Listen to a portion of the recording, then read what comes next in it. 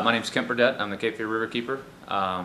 And the Cape Fear is North Carolina's largest watershed. It's completely contained within the state, and it's kind of ground zero for CAFO pollution. There are more CAFOs in the Cape Fear than any other place on planet Earth. The largest slaughterhouse on the Earth, on planet Earth is here, and there's just a huge amount of pollution associated with these farms and all of the streams that I work in. We've seen recently an increase in blue-green algal blooms impacting drinking water supplies, fueled by the waste from these factory farms. We've seen, impacts to fisheries. We've seen fish kills in the Cape Fear recently, and it's a real threat. 1 in 5 North Carolinians get their drinking water out of the river, and so when you're looking at feces and bacteria and nutrients running into those waterways, it's a real problem.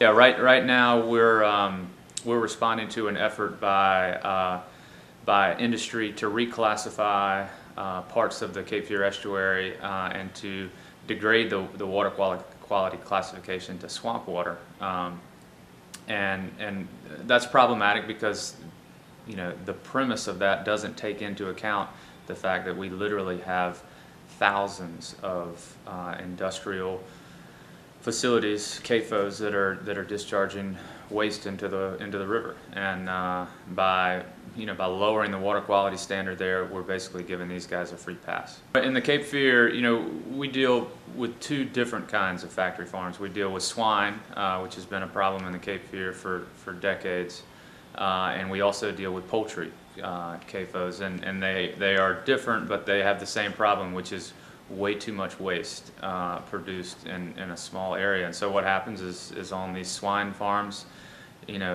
liquid waste is pumped into a huge lagoon. It's stored there. It's then sprayed out onto fields. It's sprayed onto fields that can't absorb it. It runs off into ditches and waterways and eventually into rivers. And it takes with it all of the things that you'd expect to find in feces, bacteria and nutrients and ammonia and all of the things that we start to see fueling things like blue-green algal blooms that produce toxins that are taken into our drinking water supplies.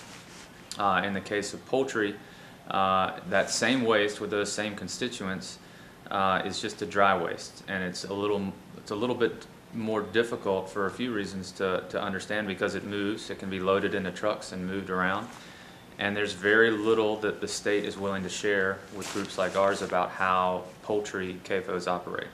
They're basically kept secret from groups like ours.